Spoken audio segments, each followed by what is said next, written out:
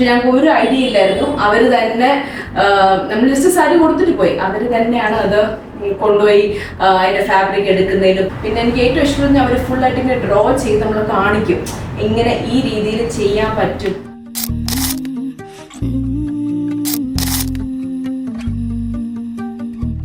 നമ്മൾ ഇവിടെ സ്റ്റിച്ച് ചെയ്ത ബ്ലൗസാണ്. പക്ഷെ ഞങ്ങൾ ജസ്റ്റ് ഒരു സാരി ആയിട്ട് കൊടുത്തതേ ഉള്ളൂ. അപ്പം ഉദ്ദേശം ഇത്രേ ഉള്ളായിരുന്നു. ഒരു പ്ലെയിൻ സാരി ഓൺലൈനിൽ നിന്ന് വാങ്ങിച്ചു.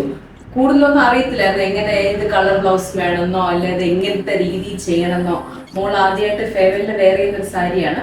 പക്ഷെ ഞങ്ങൾക്ക് ഒരു ഐഡിയ ഇല്ലായിരുന്നു. അവർ തന്നെ നമ്മൾ ജസ്റ്റ് സാരി കൊടുത്തിട്ട് പോയി. അവർ തന്നെയാണ് അത് കൊണ്ടുപോയി അതിന്റെ ഫാബ്രിക് എടുക്കുന്നതിലും. പിന്നെ ഞങ്ങൾക്ക് ഫോട്ടോ ഒക്കെ അയച്ചു തന്നു, ഈ ഫാബ്രിക് മതിയോ, പിന്നെ എന്തെങ്കിലും സജഷൻസ് ഉണ്ടോ. കുറച്ചുകൂടെ ഒരു മോള് കൊച്ചായനും അവള് എന്താ പറയുക വേറെ രീതിയിൽ എങ്ങനെയെങ്കിലും തയ്ക്കാൻ പറ്റുമോ നോർമൽ ബ്ലൗസ് അല്ലാതെ.